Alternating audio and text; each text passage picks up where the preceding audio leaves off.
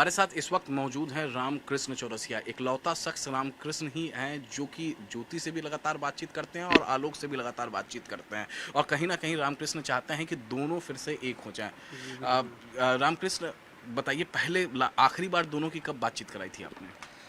आखिरी बात यही जो बात हुई थी इन दोनों लोगों में कि एक हो जाएं, विवाद थोड़ा-थोड़ा हो रहा था। इन्होंने धूमनगंज थाने में एप्लीकेशन दे दिया था, तो बात हुई लेकिन बात नहीं बन पाई। उसके बाद से यही था कि बच्चों को मिलने दिया जाए। वो दोनों बच्चियों से मिलने के लिए काफ़ी परेशान थे, जिसलिए हमने भी रिक्वेस्ट किया कि मिलने दिया जाए, बात करने दिया जाए। और उसके बाद नहीं बात करने के बाद फिर मजबूरन इनको मीडिया में आना पड़ा। रामकृष्ण इकलौते ऐसे शख्स हैं जो आलोक के बचपन के दोस्त हैं। मतलब आलोक के बारे में जो कुछ भी है, आज जो कुछ भी कोई जानता है, तो आप समझ सकते हैं कि जो बचपन के दोस्त होता है उससे कुछ छिपा नहीं होता है। तो सबसे पहले एक एक करके मैं आपसे पूछूंगा, देखिए, क्योंकि आप लगातार बातचीत भी करा रहे थे आलोक और ज्योति के बीच में। वो 8 मिनट का एक कन्वर्सेशन भी हमने देखा था कि किस तरीके से आपने बातचीत कराने की कोशिश की थी। मुझे एक बात बताइए, सबसे पहली बात, जो ज्योति ने आरोप लगाया जी। कि सफाई कर्मचारी था ये, लेकिन झूठ बोल के ग्राम पंचायत अधिकारी अपने आप को बता दिया था, झूठ बोल के शादी हुई थी, इस बारे में ज्योति से आपकी बातचीत हुई, आलोक की आपकी बातचीत हुई? देखिए, हम तो शुरू से ये बाद में इलाहाबाद चले गए पढ़ने, हमने आजमगढ़ आ गया पढ़ाई करने। तो इनका जब 2009 में हुआ तो हमने पुलिस वेरिफिकेशन उसमें आता है, तो ये हम हमारे साथ आके इनका हमने सफाई कर्मी का पुलिस वेरिफिकेशन कराया। वो इलाहाबाद रहते थे, यहाँ का मैनेजमेंट हम और एक दिनेश मौर्य थे वो देखते थे, घर पे जितने भी कार्यक्रम होते थे। तो हमने शादी कार्ड हम ही लोगों ने छपवाया था, उस पर कहीं जिक्र नहीं था। जानते ही हैं फ़ोटोशॉप का ज़माना है, कोई कहीं से लिख के चीट कुछ भी चेंज कर सकता है। तो शादी वाली बात उस समय सबको क्लियर थी। हालांकि ये दूर की रिश्तेदार भी हैं, ज्योति मौर्य जो इनके एक चाचा हैं घनश्याम, उनसे डायरेक्ट रिलेशन था इनका, उन्हीं के माध्यम से शादी हुई थी। इनके एक चाचा इनके जस्ट बगल में दरोगा थे, चिरई गांव के पास जो थाना था। हाँ, पहले सिपाही थे, फिर वहीं पे दरोगा हुए। तो सारी चीज़ें क्लियर थी। हम ही ने उनका वेरिफिकेशन कराया, पुलिस वेरिफिकेशन जाता है, कलेक्ट्रेट से जाता है, हमने कलेक्ट्रेट में रहा है। तो ये चीज़ें पहले से ही 2009 से ही क्लियर थी कि हाँ, ये सफाई कर्मी हैं। आखिरी बार आपकी ज्योति से कब बात हुई थी? आखिरी बार हम फेस टू फेस गए थे इलाहाबाद। इनका जो आलोक के पापा हैं, इनका पैर फ्रैक्चर हो गया था, तो इनके आवास पे हम गए थे देखने के लिए। तो वहीं पे दोनों लोग थे, ठीक ठाक था सब कुछ। कब की ये बात है? ये लगभग 1.5 साल पहले की बात है। तो तब मामला सब दोनों में एकदम हाँ हाँ, कूल था, उस कोई समय लड़ाई कोई झगड़ा ऐसा लड़ाई झगड़े की बात नहीं थी। इन्होंने भी हमसे अच्छे से बात किया, पहले की तरह लोग ये भी मिली। और उन लोगों ने भी काफ़ी, हम लोगों रिस्पेक्टफुल फैमिली थी। हमेशा गांव में भी लोगों की रिस्पेक्ट किया करते थे। जैसे जो आलोक के पापा हैं, ये बछवल चौराहे पे बस जाती थी बनारस की, कोई लड़का जाता था, पूछते थे क्या करने जा रहे हो बेटा। अगर कोई पढ़ने जा रहा है तो उसको 100, 500, 1000 रुपया दे देते थे कि जाओ अच्छे से तैयारी करना। तो ये था। तो मुझे एक बात बताइए, जब आखिरी बार फोन पे कब बातचीत हुई थी? आखिरी बार ये लगभग 2 महीने हो गए हैं।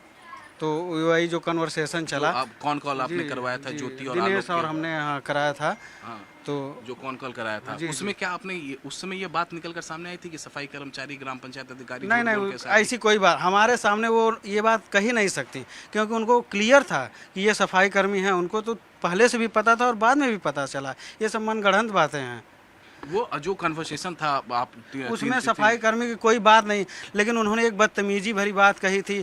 उनके पिता को बाप कह रही थी, बाप बाप कह के बात कर रही थी।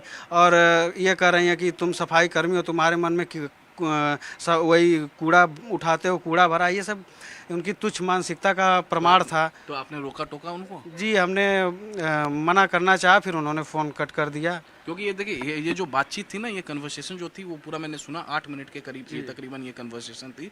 पहले तो ठीक से होती है, फिर चिल्लन चिल्ला उसमें शुरू हो जाती है दोनों तरफ से।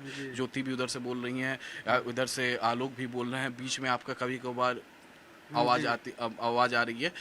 ये जब कन्वर्सेशन पूरा हो गया, कट हो, उसके बाद आपने समझौता कराने की कोशिश की? नहीं, उसके बाद अब हमारा नंबर ब्लॉक है, तो इसलिए हम 1-2 मैसेज किए, मैसेज सीन हुआ लेकिन रिप्लाई नहीं आया। और अब नंबर मेरा ब्लॉक है। हम आज भी उनसे रिक्वेस्ट करते हैं कि वो उस आदमी के पास न जाएं, क्योंकि सौतेला बाप सौतेली बेटियों को कभी बेटी नहीं मानता है। आप भी देखते हैं ज़माने में कि कितनी गंदी नज़र से देखता है। इस चीज़ का बस ख्याल करके उसके पास प्लीज़ आप न जाएं तो अच्छा होगा। हर सौतेला बाप अपनी सौतेली बेटियों की ज़िंदगी बर्बाद करता है और उसे बहुत ही गंदी निगाह से देखता है। तो इस बात का आप हमसे बेहतर आप जगह जगह देखती हैं, आप खुद न्यायालय भी संभालती हैं और कार्यालय भी संभालती हैं, देखती रहती हैं। तो इस चीज़ से उस आदमी के पास प्लीज़ न जाएं, क्योंकि उसके 4-6 अफेयर पूरे दुनिया देख रही है। हर साल शादी कर रहे हैं, देखने में आ रहा है। तो ये सब चीज़ें ना हो तो अच्छी रहे। आप आलोक ने कभी अपनी अपनी बातें आपको कही कि कब से लड़ाई झगड़ा कैसे शुरू हुआ, कैसे मनमुटाव शुरू हुआ, कब से वो लग रही है? जी, ये एक बार बताएं कि जो सरकारी आवास था वहाँ पे, तो उस आवास पे इन लोगों को आपत्तिजनक हालत में देखें। तो कौन सा सरकारी आवास? जो एसडीएम का सरकारी आवास होता है, उस समय ये इलाहाबाद ही थी। तो उस समय नहीं बताएं, ये बहुत तकलीफ़ में थे आलोक जी, लेकिन बता नहीं रहे थे, किसी से भी नहीं कुछ शेयर कर रहे थे, काफ़ी तकलीफ़ में रह रहे थे। जब ये देखें कि ये लखनऊ गई, वहाँ भी यही चीज़ था। और फिर इनको व्हाट्सअप चैट पे मिला कि हमें ही मारने की प्लानिंग की जा रही है, तब ये मजबूर होकर, और बच्चियों को न मिलने दिया गया, तब ये मजबूर होकर सामने आए सबके सामने कि अब अगर ये मीडिया में इतना नहीं फैलता तो शायद ये आज ज़िंदा भी नहीं रहते हैं, जिस हिसाब से प्लानिंग चल रही थी।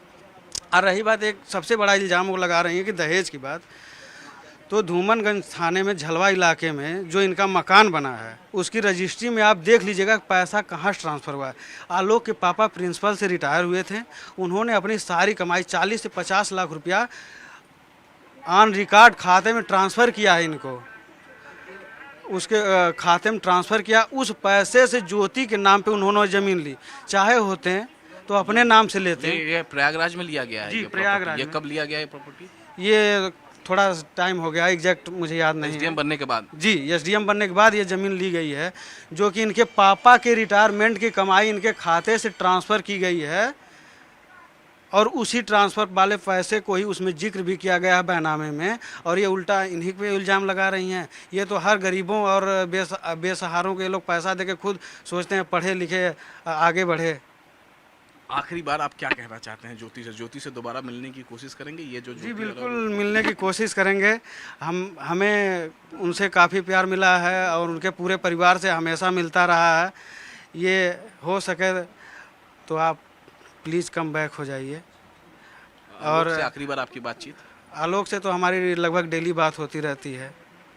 कब आज नहीं हुई, कल हुई थी, परसों हुई थी, क्या लगभग कह रहे थे कल वो? बात हो रही थी। बस परेशान है काफ़ी, बच्चियों को लेके बहुत ज़्यादा चिंतित हैं। बच्चियों को भविष्य के लेके उनके पापा, पूरा परिवार सिर्फ बच्चियों को भविष्य को लेके बहुत ज़्यादा चिंतित है। उनके साथ फैमिली कोर्ट में ये मामला कब पहुंचा?